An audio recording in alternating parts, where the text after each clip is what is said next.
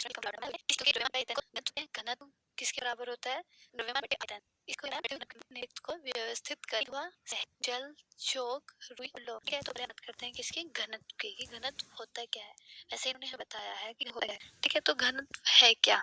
किसी वस्तु मतलब किसी वस्तु के इकाई वस्तु के इकाई आयतन के आयतन के द्रव्यमान को किसके? आयतन द्रव्यमान को घनत्व कहते हैं। क्या कहते हैं?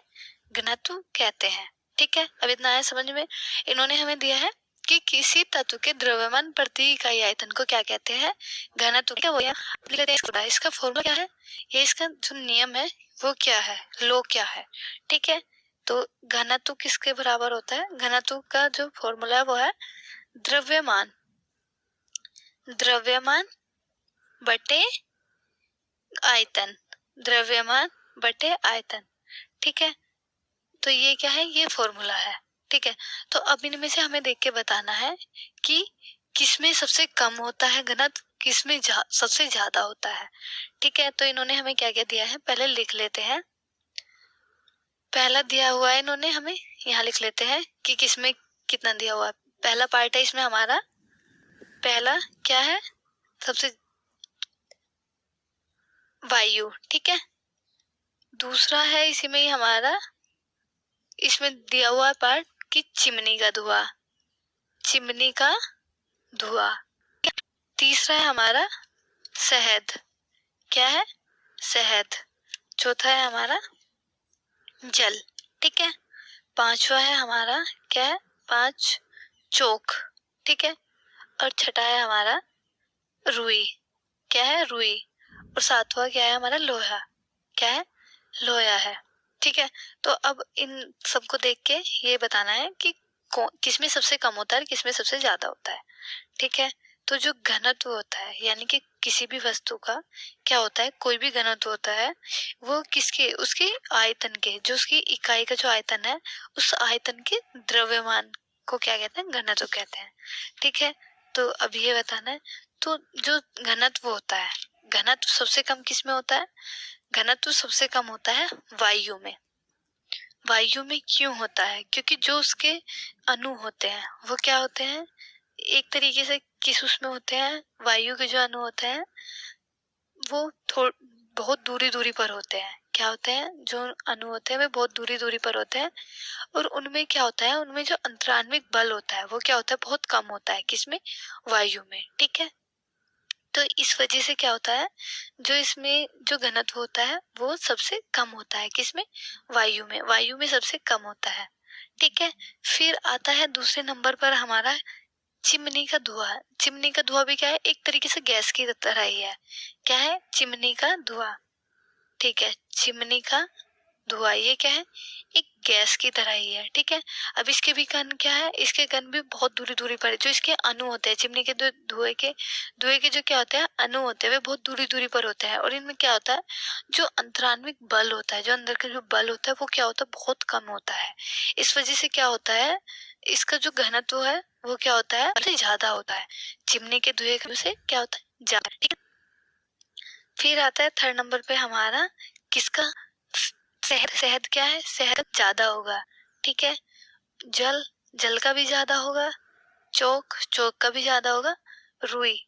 ठीक है, तो फिर आता है रुई का क्या होगा? रुई का कम होगा। किन किन से कम होगा? शहद से भी कम होगा, जल से भी कम होगा और चोक से भी कम होगा। वो कम क्यों होगा? क्योंकि रुई का जो घनत्व है वो किससे ज्यादा है? वायु और चिमनी के धुएं से तो ज्यादा है, जबकि लोहे से क्या है? कम है। वो कम क्यों है? जो रुई के जो क्या होते हैं, रुई में क्या होता है? जो अंतराण्विक बल होता है वो क्या होता है? एक तरीके से छिन्न होता है। इस वजह से क्या है? इसके जो अणु होते हैं वो कम दूरी पर होते हैं। ठीक है, तो ये क्या हुआ? फिर ये किससे कम है? चिमनी के धुएं से। तो ये क्या है? लोहे से कम है। ठीक है, फिर आता है हमारा क्या आता है? चौथे नंबर पर, फर्स्ट नंबर पे वायु आया, दूसरे पे आया चिमनी का धुआं, तीसरा आया रुई, और चौथा आता है हमारा जल। जल क्या है? जल क्या है? एक द्रव अवस्था है। क्या है? एक द्रव अवस्था है, जिसके क्या है? जिसके जो अणु होते हैं वो थोड़ी थोड़ी दूरी पर होते हैं। किसके? जल के। ठीक है। अब वो क्यों होते हैं? क्योंकि उनमें जो क्या होता है, अंतराण्विक बल जो होता है वो क्षीण होता है। ठीक है, तो इस वजह से क्या हुआ, ये इसमें वायु से ज्यादा, रुई से ज्यादा होता है और लोहे से क्या होता है, कम होता है। क्या होता है इसमें घनत्व जो क्या होता है, घनत्व रुई से तो ज्यादा होता है और लोहे से क्या होता है, कम होता है। ठीक है, फिर आता है हमारा, और देख लेते हैं क्या क्या हो गया। वायु हो गया हमारा, चिमनी का धुआं हो गया, जल हो गया। ठीक है, जल भी हो गया, रुई भी हो गया। फिर आता है हमारा क्या, शहद। ठीक है, फिर आता है शहद में, शहद, शहद क्या है, शहद एक तरीके से क्या है, एक द्रव अवस्था है। ठीक है, जिसके क्या है, अणु थोड़ी थोड़ी दूरी पर होते हैं, और इसके जो अणु होते हैं, इसका जो घनत्व होता है, किसका, शहद का जो घनत्व होता है, जो आयतन बटे द्रव्यमान होता है, द्रव्यमान बटे आयतन होता है, क्या होता है, जो इसका घनत्व होता है वो वायु से, जल से तो ज्यादा होता है, और किससे, लोहे से क्या होता है, लोहे और चौक से कम होता है। ठीक है, और देख लेते हैं, फिर आता है हमारा, ठीक है, शहद भी हो गया। फिर आता है हमारा चौक। ठीक है, चौक, चौक का जो घनत्व होता है वो शहद से तो ज्यादा होता है, किससे, शहद से ज्यादा होता है और लोहे से कम होता है। ठीक है, क्योंकि जो उनमें जो अंतराण्विक बल होता है, जो उसके अणु होते हैं ना, उनमें क्या होता है, उनमें कम स्पेस होता है। ठीक है, कम जगह होती है। तो क्या हुआ, ये शहद से तो क्या होता है, ज्यादा होता है, और लोहे से क्या होता है, कम होते हैं।